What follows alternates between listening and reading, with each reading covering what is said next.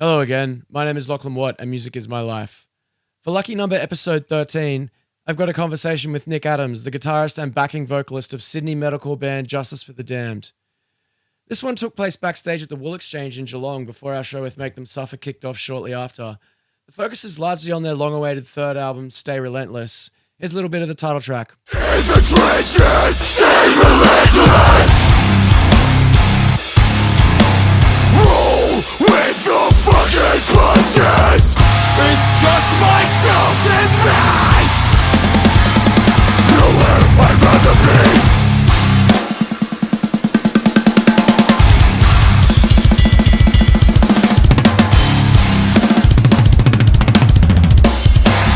Never look back.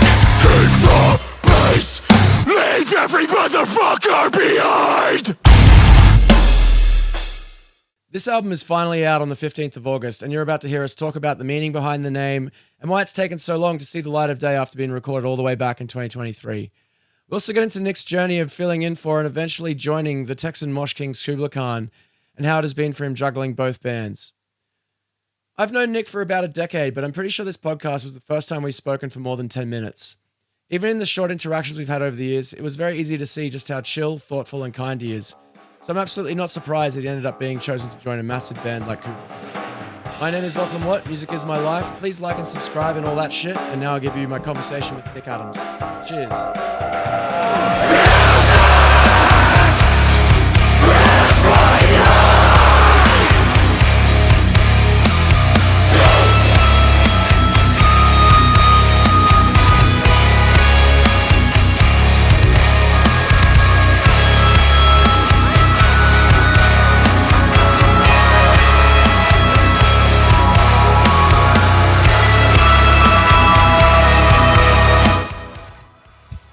All right, so you having a good tour, Nick? I'm having a good tour. Hell yeah. You were saying you're loving the accommodation setup that you've had for the last couple of weeks. A little unusual. Yeah. We're in Melbourne, like west, Point Cook's west. Point Cook, got an Airbnb.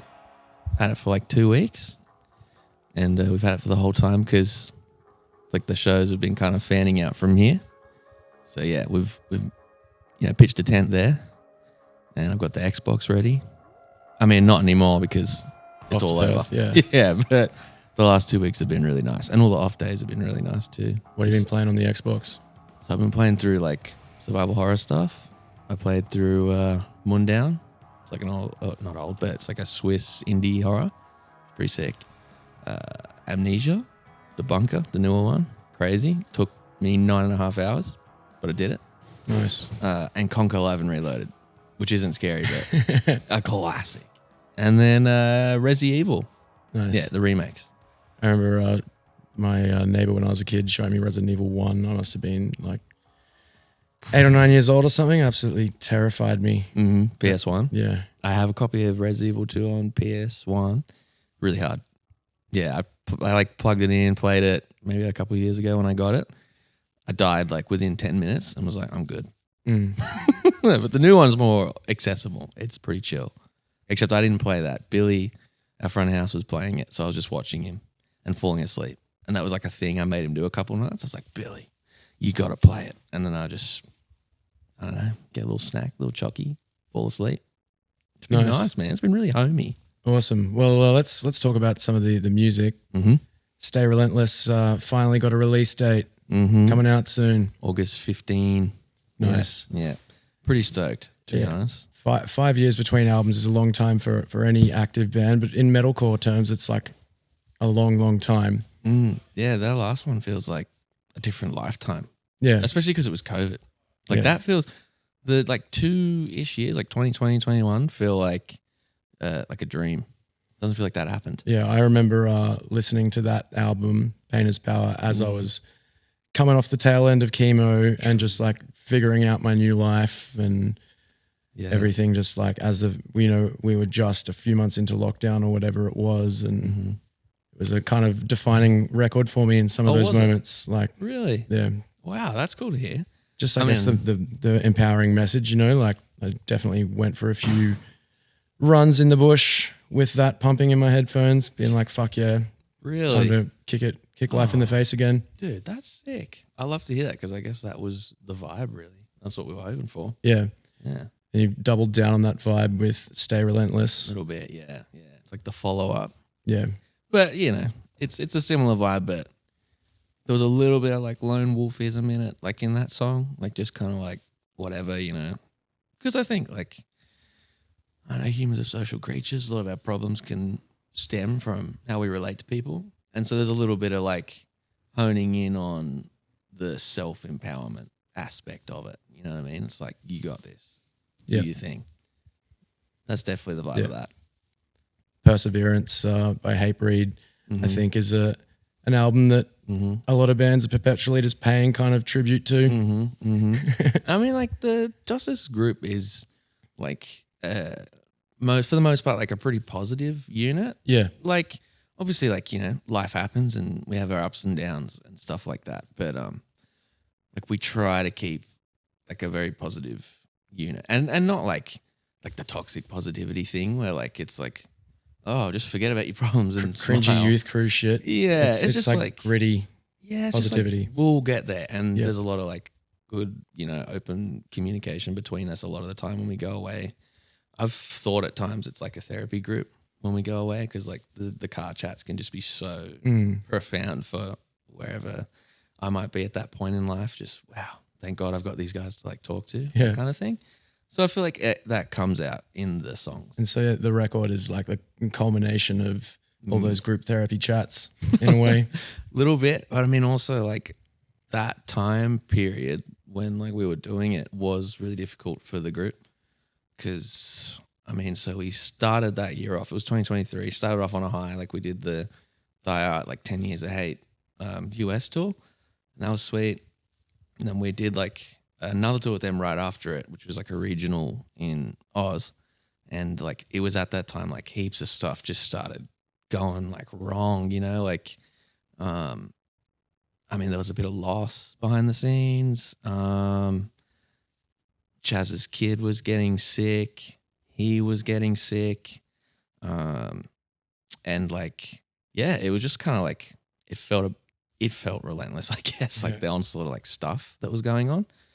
So yeah, I guess I kind of forgot where I meant to start with that, but it does reflect the time, and that's kind of like what informed it, maybe more so than the chats. It was like we were just going through a time. Life was actually brutal. Yeah, and like Chaz it was on that regional run. It was crazy, man. It just happened within like a few days. It went like one day we got to Cairns and he had to fly up and meet with us because his kid was in hospital, and he flew up to meet the rest of us and had to announce, all right, like he's sick, needs surgery, just like tonsil stuff. So he's okay, but had to do that, which meant like he couldn't do, we had like a US tour booked around the album.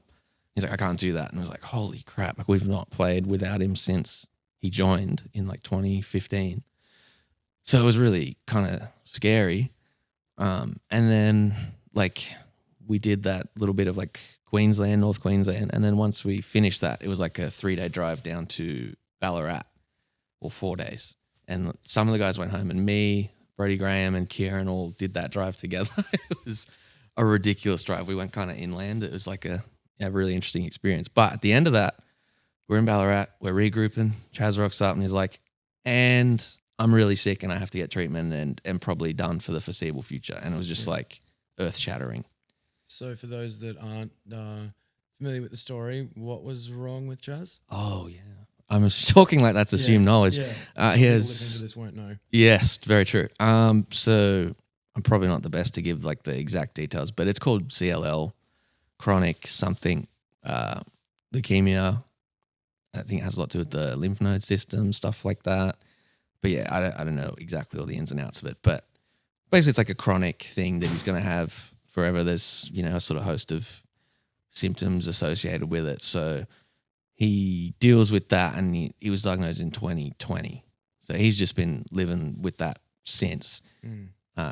Pretty, you know, he's been pretty high functioning up until that point. But in the beginning of that year on that Die Art tour, he was definitely like, we could see it. You know what I mean? Like, and he was losing a lot of weight and a lot of stuff like that. So, yeah, that's what happened. So basically, they have to just monitor him and his blood levels and stuff, and they just hit a point where they're like, right, treatment has to happen.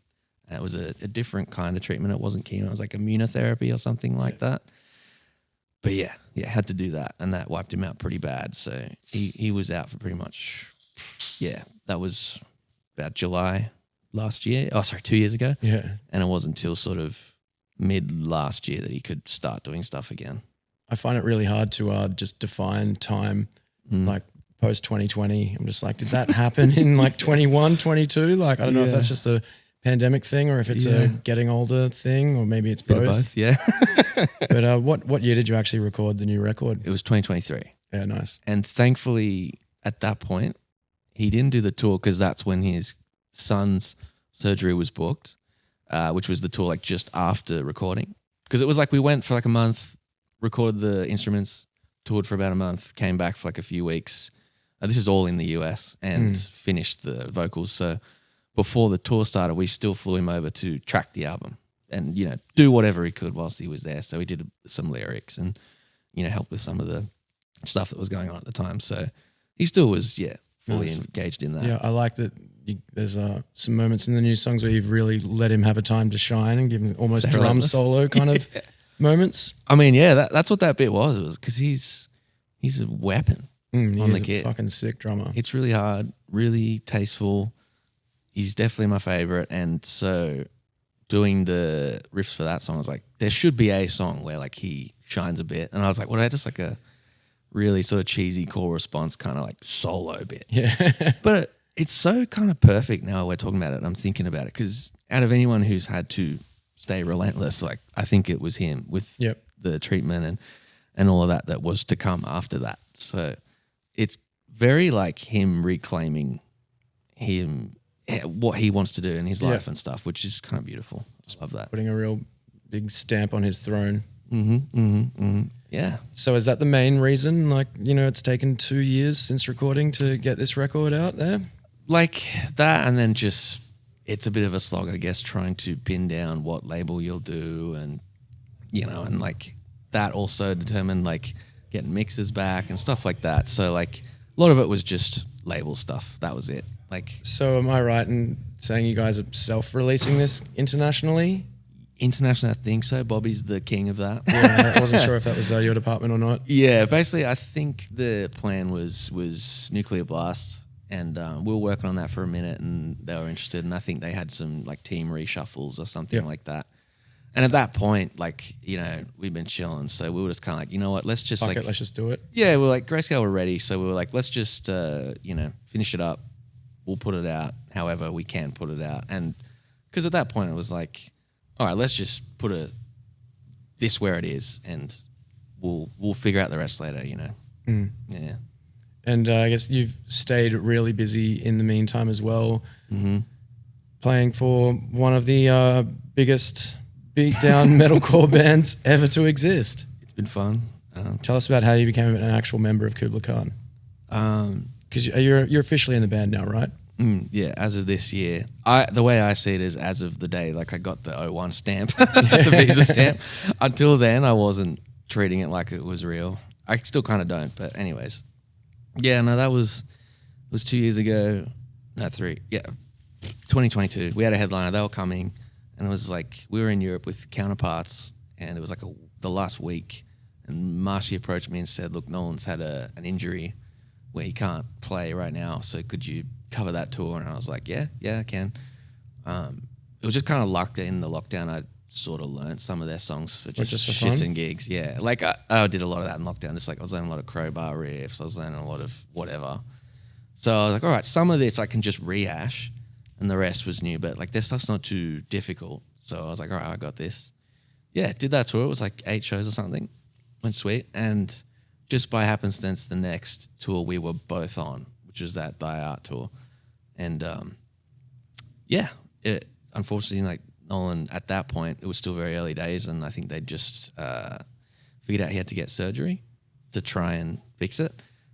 So couldn't do that one, so I did that one. And that was all I did in 2023. After that, a few other guys came in from the States and was doing stuff. And yeah, that was kind of it. But I guess they liked your vibe the most, and you were the one that got the call up to keep coming back. Yeah, it was kind of like, it was a funny little thing that happened. But when I was over there, so this was when we were doing the album, and we left the studio to do a tour with Left to Suffer, and then came back. And in between the studio blocks, so when we were on the tour, Kublai Khan was in Australia touring with Polaris. But And they had Marshy and Sean playing on that tour, right? Yeah. So Eric was still at home because he'd had his first kid. And we went in and hung out with him at his tattoo shop, and a few of us got some stuff, and we just got food. And he was like, oh, I'm trying to figure out like a medley for our headline tour next year. And he was like, I want to like blend these two songs. He's like, if you figure out, like very like sort of just threw it out there, not seriously telling me to do anything. But he's like, oh, if you figure anything out, let me know. And when we got back to do vocals, like I didn't have much to do at that point. So I was like, I actually have an idea of how to blend those two songs. It wasn't that sick, but I sent him like a little pre-pro. Anyway, the next day he calls me and he's like, all right, what are you doing next year? And I was like, we kind of had some plans. And that's when he said, could you do the headliner? And I was like, oh, like maybe. And it kind of didn't work out. And actually there was a bit of back and forthing and reshuffling scheduling to make it work. And part of that was putting Justice on the tour. Yep. So yeah, we figured that out, did that. And that was kind of when I think it swung around a bit and we were getting very comfortable. And yeah, it was, kind of how it started. And then, they finished up. Well, I pretty much did the whole year. Like, and then it was sort of at the end of this year and we talked about it and they said they'd like me to come this year and keep playing for them. And I never wanted to hassle them or anything or be annoying. But like the visas are a real thing. So I was like, hey, look, if you want me to like sort of join, I have to be, allowed to. So like, let's work on that. And that's when they were like, all right, that's what we'll do. So yeah, we just sort of started the process for that early this year, late last year, and did a tour at the beginning of the year in Europe, and kind of just after that, between that tour and the next US one, it all got finalized and finished. And so their guitarist has an injury, right? That means he can't come back to the band essentially. Yeah, it's like a pinched nerve in his neck and it affects his right hand, the picking hand. And I don't think he can even sort of close it properly. It's scary. Like, it's fucking rough. Yeah, and I think, it has to do with, just the touring lifestyle maybe. If I had to have a guess, like it's very rough on the body. And they've done it for a long time. And I think it, unfortunately just manifested in that way. And, he tried really hard. Like he got the surgery and kept up with everything to keep going. And he was very involved writing in their last record and all that stuff. And I think just at the end he felt that he couldn't keep it up. Yeah. And they were doing really hard to try and still create a space for him to come in. That just, I guess it wasn't working out. But I guess that's between them. Yep. But all love and praise to Nolan. I'm standing on his shoulders and just trying to keep the seat warm. If he ever wants to come back, I'll go. Yep. Truth be told. You're basically get to never be at home now. Right now, yeah. Yeah, I'll try and work on that. But right now it is a bit like that. It's just kind of one thing into the next thing, into the next thing. So, it's been pretty busy and like only really like sort of off weeks here and there. But making it work. And does Justice kind of have to plan its schedule a little bit around what Kublai Khan's doing? Like kind of. It's kind of worked out naturally. Like I guess with some of the stuff we have going on. Like if there is a clash and I can't help it, then I do got to do the other guys' stuff. Like we had the guys wanted to do a little headline run earlier this year, but I was already out, so just had to make that work. That was when Brody filled in for you? Mm-hmm. And he's filled in a couple of times in the past and been a really good friend to the band. So yeah, sick dude. Yeah, really easy, sort of comfortable situation for everyone if he sort of slips in and does his thing. But yeah, that's so far it's working out. So far. Just fingers crossed, keeps going. Yeah. When it comes to riffing and writing for future Kublai Khan, is that something that is on the cards for you? Yeah. We've talked about that, and I sort of got some ideas I sit on and stuff like that. So I think in the future it'll They want me to be. Matt's words once were like, "Our future is your future now." So it was like, "Welcome," you know. I feel like that coming from that dude would be like so humbling and intimidating at the same time. As a someone who started off as a big fan, for sure, it's a bit weird. Definitely a bit weird, and sometimes I don't know if it's all real or not, or what's going on. Pinching yourself. Yeah, and part of that could be that it's just constantly going from one thing to the other. You haven't had that much time to sit back and absorb it all and be like, holy shit, this is actually my full-time life now. Truly, when I'm like here, it doesn't feel like any of that's real. Like I'm just back and I'm here and I'm just doing justice stuff like I've always done. And then when I'm over there, it's like this whole other life that I've got. Where you're playing like 1,000 cap Whitechapel shows and shit. That's all sick too, but you know, a lot of it for me too is the friendships and connections over there, you know, and you know, my girlfriend as well, you know, they're all over there, and I love everyone, you know, the guys and everyone extended to them that I've met, you know, they're all really, it sort of snuck up on me, you know what I mean? They were just people I was meeting as all this stuff was going on, and now I kind of find myself going, God, like I love these people, you know, they're also my people, so it is a funny feeling, but So you got your people on 2 continents now. Yeah. It's cool. It's cool. I'm grateful. Because I feel like that's all you got. You know, your people. Yeah. Well, take us back to the start of you finding your people. Like, was Justice your first band? No. There's some other shit before that. Yeah. All right, tell us the story of how you started playing in this world. I watched. Do you repress these memories? Or No, you're just not a fan of them? Just not thought about them for a while, Right. I guess. At least not enough to deliver it quickly. Sure. At some point, I can't remember when it was exactly. I became sure it was Guitar Hero. That was the beginning. Right. Yeah, I was like, I want to be in a band. Playing Dragon Force and shit. Yeah. And I had a few school friends where we were like, yeah, let's do it. And a few of us picked up instruments at the same time, but that never formed anything.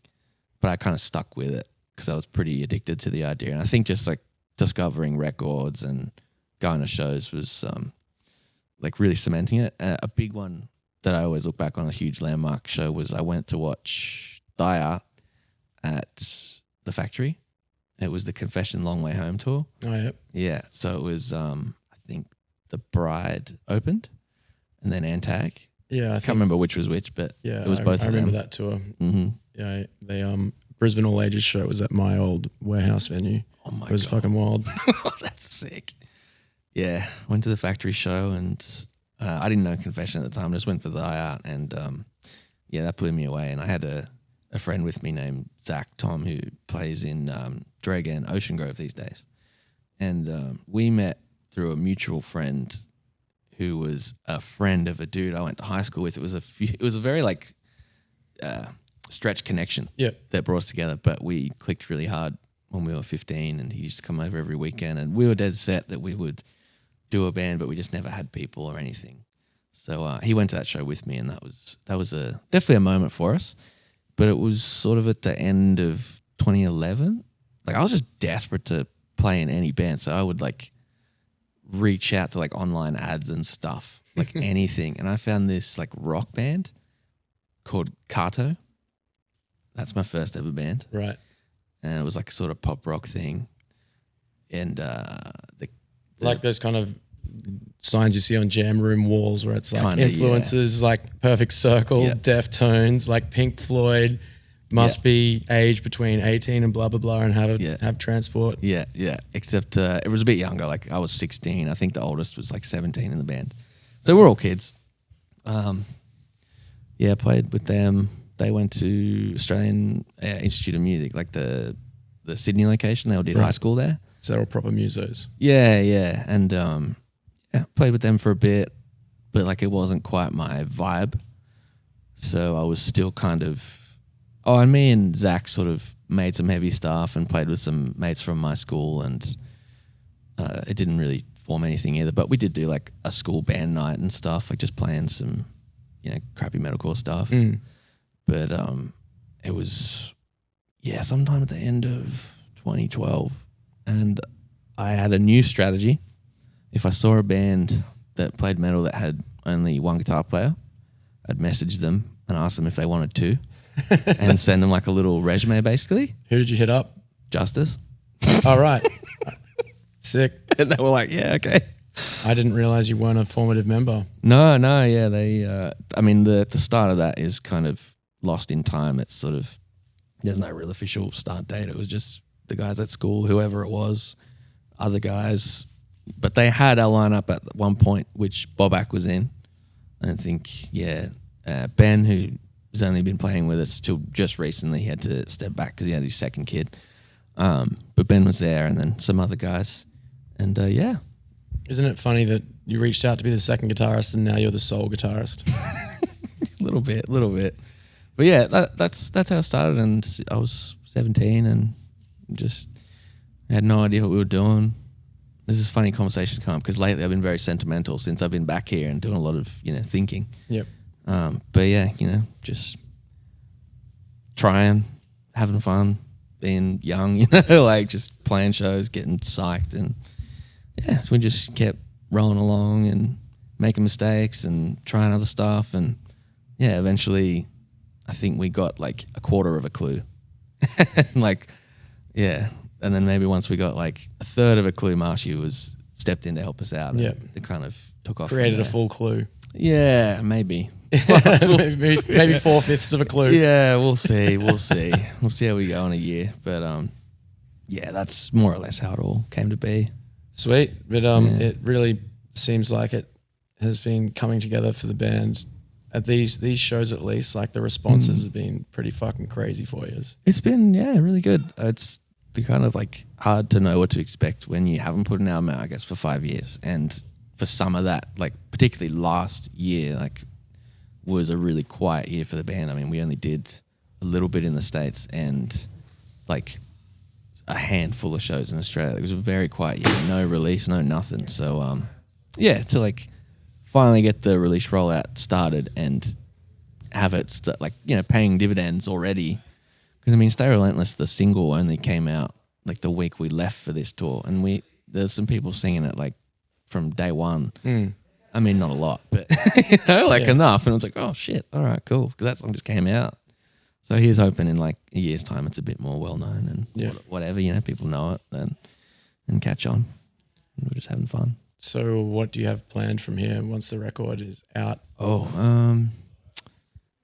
the schedule just kind of never ends till the end of the year. But once this tour's done, I'll shoot off to the States and do some more Kublai stuff and stuff in Europe. And we'll organise some just some more Australian stuff that I guess maybe Bobby probably doesn't want me to blow the load on just yet. Yeah.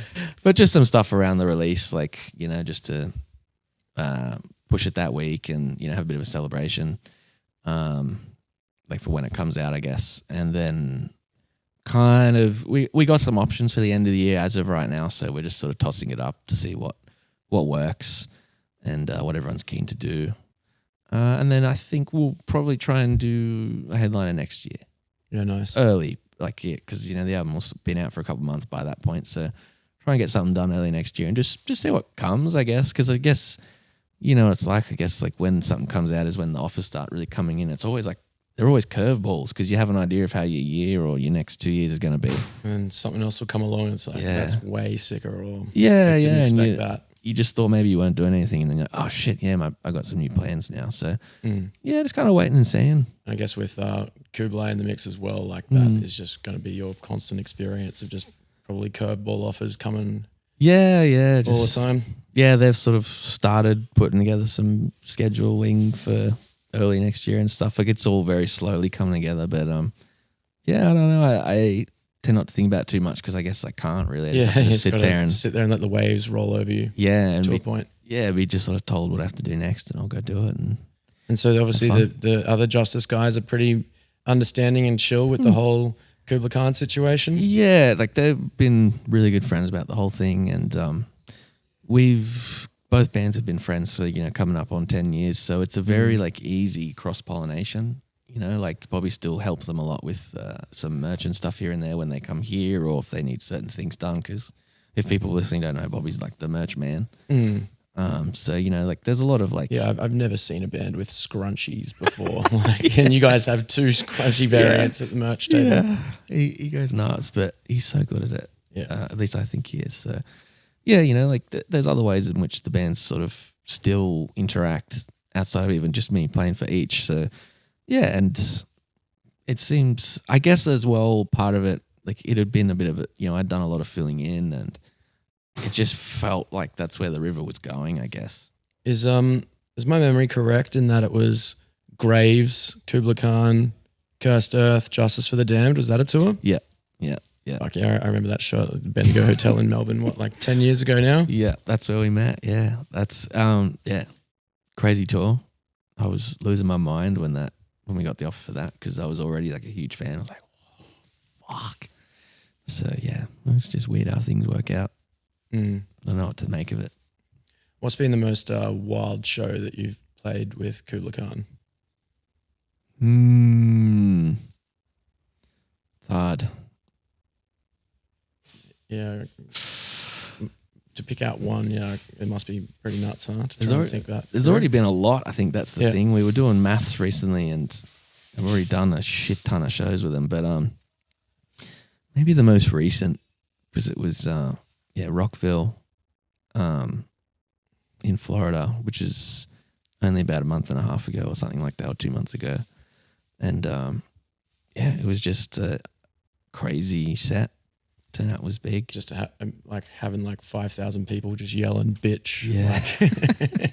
And it's like, I usually get pretty smitten when a show has a crazy like setting. Like, you know, like if there's a really cool room or something like that, I'm kind of like, whoa, this is sick. And the racetrack and the stands and the sun was setting and it's just like, whoa, this is pretty crazy. But yeah, that felt good. I think there was a lot of friends that day too. So like that always, that's why I like fests, I guess. Catching up with people from all over the world. Yeah, there's a bit of a family feel. So yeah, that was really good. I might give it that. But I'm sure if I sat for enough time, think of something else. It would just get silly. That or maybe like some of the like wild small ones. Like there've been just a couple like club size stuff that have just been like loose and really fun to do. So how many shows do you think you've played in the last 12, 18 months or so? Let's say 18 months. A couple. I don't know if I want, like, is 100 like arrogant or like? No, I'd say the amount you've been away, 100 would seem modest. Maybe. Surely it's probably more. Maybe.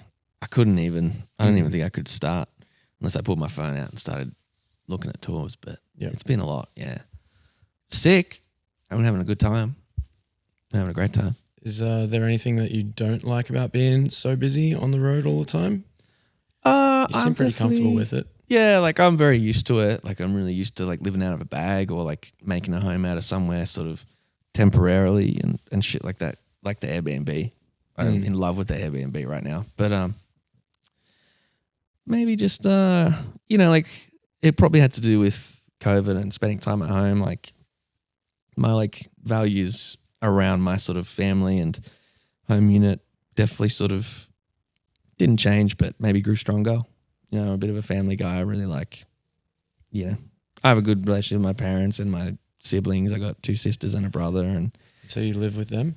Not all of them because it's like dad and mum split when we were like really little. But if I'm home, I'll live at home with mum and her partner who lives at the same house I've been in since I was like 5.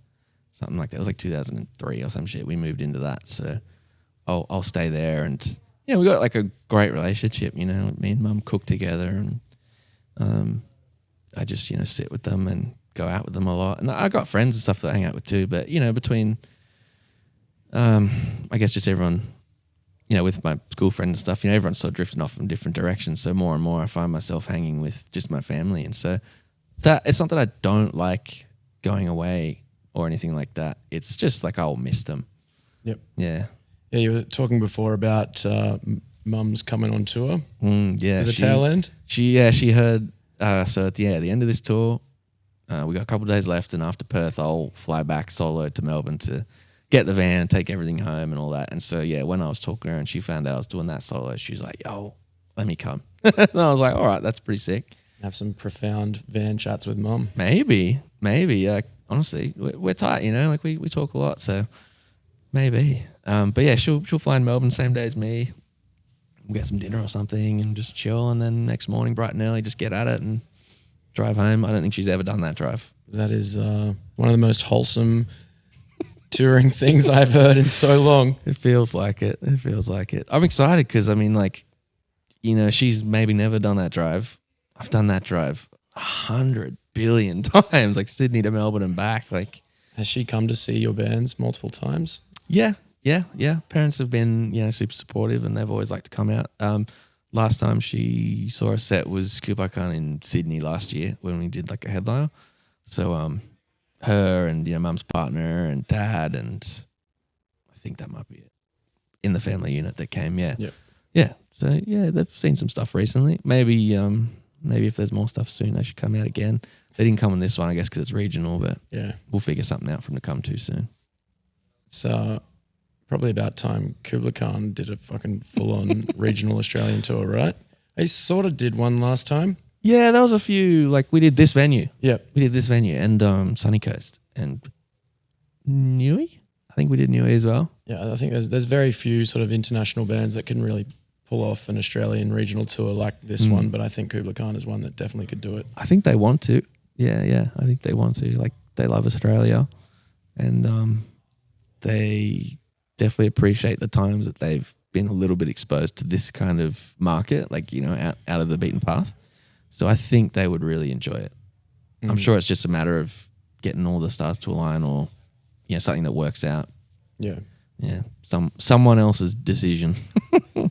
I'm in charge of the squeals. Just the squealies. Yeah, not the shows. I just go. So are you thinking, like, you've obviously had a few years since recording it, 2 years since tracking it. Mm-hmm. Now it's coming out. Have you, in those years between, have you been thinking about the fourth Justice album? A little bit. Yeah. I mean, Got some riffs in the can? I definitely write a lot at home just because I just have fun doing it. So, yeah, I'm always writing, trying stuff. Lately, I kind of feel like I'd love some fast stuff. Like, still, I want a lot of, like, cool pit moments and things that will be fun live. I think that was the big thing this time. It was like we toured Painter's Power a lot. So we started to notice like where songs would drag and stuff like that. And we're like, all right, yeah, this isn't so fun to play. And, you know, when you do an album, like, you have to play it for years. So, like, may as well make sure it's going to be fun. So this time that was a little more conscious. It was like, is this going to be fun? And I feel like these songs are, like, on this tour, even though a lot of them aren't out, we've just been playing a ton of new stuff. Just because it's fun and people can sense what's coming. It's so fun. Some of the breakdowns and stuff, it just feels good. So, yeah, that'll probably carry into the next one, but maybe some, like, I don't know, maybe some fast stuff, maybe some melodic stuff, we'll see. Usually it's just sort of throw stuff at the wall and see what. I haven't actually heard the new record yet beyond the singles. Is there any surprises on it, or is it all just mosh bangers? It's very mosh bangers. At least I think so. I'm going to say that. Yep. With humility. I'm trying to think if there's anything really surprising, but I'm not sure that there is. If anything, it was a really nice blend of, like, old school Justice with new school stuff. So there's stuff that might feel, like, familiar to people that might have been sticking around since, like, Drive Through the Dirt and stuff. There's, like, one song I can think of that's, like, a bit of a different feel. It feels different to the rest of the songs. Got, like, a different tuning. Right. Yeah, and it's just, like, a bit spooky. But that's probably it. Because I feel like there always has been, like, some of those songs, like, I'm trying to think. What was the single you did between records that kind of went really metal? No Brother, No Friend. Yeah, that's the one. Mm-hmm. Every now and then you branch out and you let the metal run a little bit more wild. Like in writing, but that song's not allowed to come out anymore. Why not? No one likes playing it. It's too hectic to play? Yeah, there's like too much going on as well with the vocals and stuff. It's like a real bitch to like get through. Right. Also, that's like very heavy on like the many guitar layers. That I was song. about to say, with one guitarist, is it? I don't think it would. Yeah, it wouldn't work. Yeah, I think it would be very empty. Like even some of the songs we still pull off now are like just there. Did you write this latest record with one guitar in mind, or was that a development that happened after? It was more like I was writing that one to like make the best of the 2 guitar situation we got. Because there's like when you get your hands on it, I guess like there's a lot of leads and a lot of ambience still. We just, when you watch us play, it's not there. Yeah. Like there's a ton of stuff actually, like where the guitars are playing off each other or shit like that. But it did just sort of like compact the songwriting in general so that it wasn't, because like Pain's Power was very like indulgent, especially on the guitar stuff. Like there's stuff going on everywhere. Whereas this was all right, let's just like strip it back a bit and think more songwriting. So it was not written to be one, but it's like, I guess one just where, naturally lent itself to that a bit better. yeah, it just like, it's kind of lucky. Like, especially like the current, man, like when we play that last bit, like that bum, bum, bum, like there's hella layers under that. So much shit under that is just not there. But you just gotta, like, you just don't win them all, I guess. Some stuff is going to feel a little bit empty. That's all right. Well, you do a pretty good job of filling it out with just the bass and guitar, I reckon. Yeah, like there's we sort of play it a little different sometimes, but I feel like even future stuff, probably that won't change. Like still include like extra stuff and like the potential where if like we want to do that, we can still go to 5 again, have 2 guitars and just do it like we used to. Yeah. Sweet. It's just like working out for us and like saving us on touring costs a lot right now. So it's like, it was kind of like a no-brainer when Ben had to, step back and do the dad thing. Especially at the time that he did it. Like we had a lot of international stuff whilst we were around recording the album. It was just like, the only way we think we'll survive this financially is if we should compact the band to a 4-piece. So, we'll keep ripping that whilst it works. But I kind of like that. Like we just leave it kind of open. So it could be a 2-guitar band again at some point. Yeah, if yeah. he wants to come back or the right person kind of shows themselves. I think that's got a lot to do with it. Like, we don't really want to like sort of, advertise and bring in someone that we don't know very well. Obviously Brody's a really good mate of ours and it would be just easy to like do that if we want to do that. So like we just kind of leave it open because, like who fucking knows? Especially with like the last couple of years we had when, people got sick and stuff was all going on. Like it's, I guess, hard to say. Wow, I went on a weird tangent. Not too weird. But like with the music, yeah, like we're not gonna like intentionally, I guess, cut out a part or whatever. We'll just write what feels good and sounds good. It's fun to play, fun to listen to, stuff like that. Yeah. Sweet. So I think one last question to wrap things up today, Nick. What is like the first record that comes to, or even just a song or something that comes to mind if I ask you like what's a piece of music that changed your life more than anything else? Fuck. Changed my life? Yeah. Okay. Because I feel like that's different to what? like the usual, like what's your favorite or something. Like what inspired you the most? Like what made moves? Yeah. Like I guess, change is in very literal. Like if you could, not necessarily the album that you would say is my favorite or like my biggest like inspiration, but like it might have been something that led you on like into where you are now, like something really pivotal. Easy. Yep. Pulling Harder on the Strings of Yamada by Trivium. Yeah. That was on, there's this PSP game called Infected and it has like a metal soundtrack and it's like a zombie shoot 'em up kind of thing. And you can play as like members of Slipknot and shit. It's psycho. But it has like a metal soundtrack and on the extras there's like music videos and shit. And pre-listening to any kind of heavy stuff, I was staying up late one night when I was like, 13 or something and playing the game, getting a bit bored, just going through all the extras. And there was 2 music videos. There was that and then also Pray by the Agony Scene. Fuck yeah. Psycho the Agony album. Scene was so fucking sick. It rarely get mentioned anymore. Yeah, like that album is psycho. I think Procession, that song was like oh, heavy. Tones on that, I don't know what they were doing, but it rocks. So yeah, those 2 music videos, watch them, and I remember very much deciding I was a metal guy. Yep. Yeah, that night. So that's probably the most like actual, move your butt kind of change that a song ever did. Sick. Well, anything else you'd like to add before we wrap it up? Guess just plug the album. August 15. Check it out. Sweet. This should be dropping in a couple of weeks, so it should be just in time to give it a bit of a shove. Yeah, and we'll do some more live stuff, so keep an eye out. Thanks heaps, Nick. Thank you, Lachlan.